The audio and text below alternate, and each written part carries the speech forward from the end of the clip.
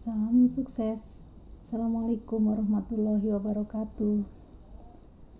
Bertemu kembali dengan saya, pengampu mata kuliah Ekonomi Mikro.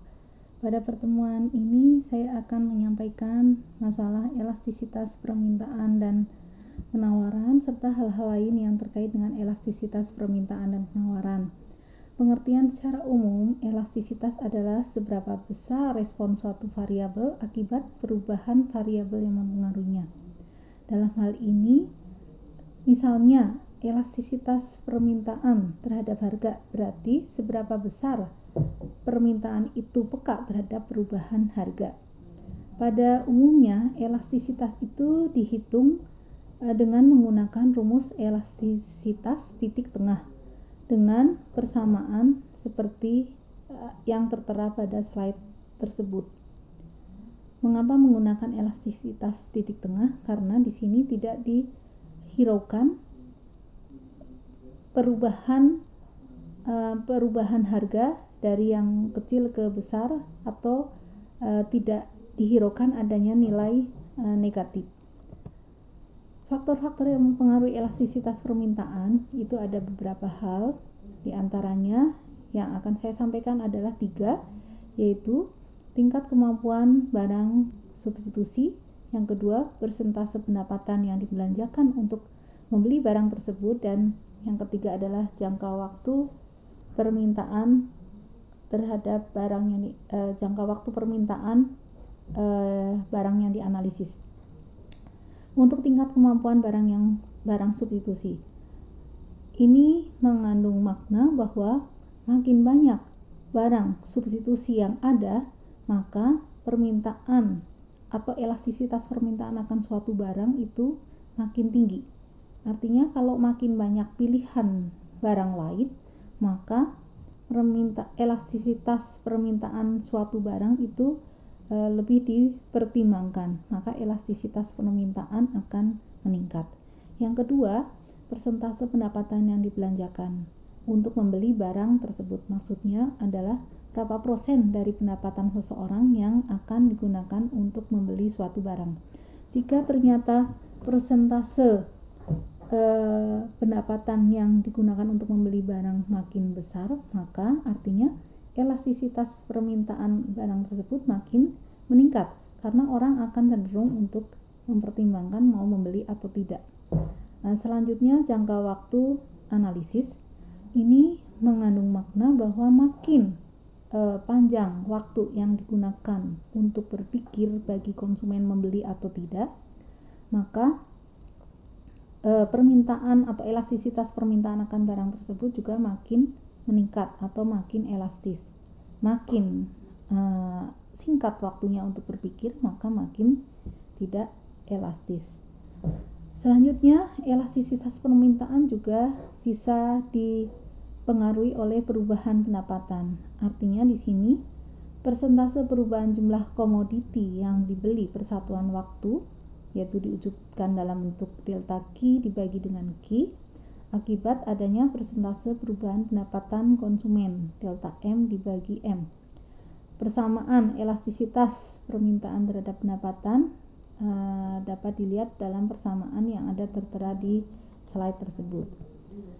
Elastisitas permintaan juga bisa dipengaruhi oleh adanya permintaan barang lain. Dalam hal ini dikenal sebagai elastisitas silang. Pengertiannya adalah persentase perubahan jumlah barang X yang dibeli per satuan waktu atau delta X per QX akibat adanya persentase perubahan harga barang Y atau delta PY dibagi dengan PY.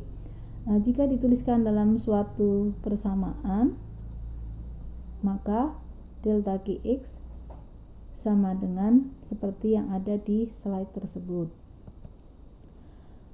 Selanjutnya, selain elastisitas permintaan, kita juga akan mengenal yang dinamakan sebagai elastisitas penawaran terhadap harga. Pengertiannya adalah persentase perubahan jumlah komoditi yang ditawarkan per satuan waktu atau delta QS dibagi dengan QS akibat adanya persentase perubahan harga komoditi tersebut atau delta P dibagi P. Dan persamaannya adalah seperti yang ada di slide tersebut. Faktor-faktor yang mempengaruhi elastisitas penawaran diantaranya adalah sifat perubahan ongkos produksi dan jangka waktu analisis. Untuk sifat perubahan ongkos produksi, ini mengandung makna bahwa makin besar atau makin tinggi ongkos produksi yang digunakan untuk menghasilkan suatu barang, maka elastisitas penawaran akan makin bertambah. Sementara apa yang dimaksud dengan jangka waktu analisis itu dibedakan menjadi jangka waktu amat singkat, jangka pendek, dan jangka panjang. Dalam hal ini seperti halnya elastisitas permintaan, elastisitas penawaran pun mengalami hal yang sama. Makin singkat jangka waktu yang digunakan oleh penjual atau produsen berpikir mau menghasilkan suatu produk atau tidak, maka makin tidak elastis. Makin panjang jangka waktu yang digunakan untuk menganalisis atau mempertimbangkan mau memproduksi barang atau mau menawarkan barang atau tidak, maka makin elastis penawaran tersebut. Di sini akan diberi contoh berupa latihan. Dalam hal ini, jika Anda lihat gambar kurva tersebut, terdapat elastisitas permintaan dan elastisitas penawaran. Kurva permintaan berupa kurva yang miring dari kiri atas ke kanan bawah. Dan kalau kita perhatikan kemiringannya, maka bisa dikatakan kurva permintaan dalam hal ini elastis. Sementara kurva penawaran barang tersebut atau XX itu merupakan garis vertikal tegak lurus terhadap jumlah barang. Jika posisinya seperti ini, maka dikatakan kurva penawaran barang tersebut tidak elastis sempurna. Di sini diperlihatkan ada kondisi dua harga barang yaitu P1 dan P2 dan ada titik keseimbangan E. Pada latihan ini Anda diminta untuk menetapkan harga gabah, memilih ya, dalam hal ini Anda diminta untuk memilih kebijakan pemerintah mana yang lebih mahal. Nah, ada dua pilihan. Yang pertama adalah pemerintah menetapkan harga gabah sebesar P2 dan membeli kelebihan gabah dengan harga P2. Sementara kebijakan kedua mengizinkan gabah dijual pada harga P1 dan memberikan subsidi uang tunai kepada setiap petani sebesar P2 min P1 atas setiap kilogram gabah yang dijual. Nah, Anda diminta untuk mencoba menghitung dari kebijakan 1 dan 2 mana yang lebih mahal, dan itu adalah jawabannya. Untuk memperdalam pemahaman Anda mengenai elastisitas permintaan dan penawaran, maka Anda diminta untuk mengerjakan kuis 1 dan kuis 2. Masing-masing kuis lamanya adalah 15 menit.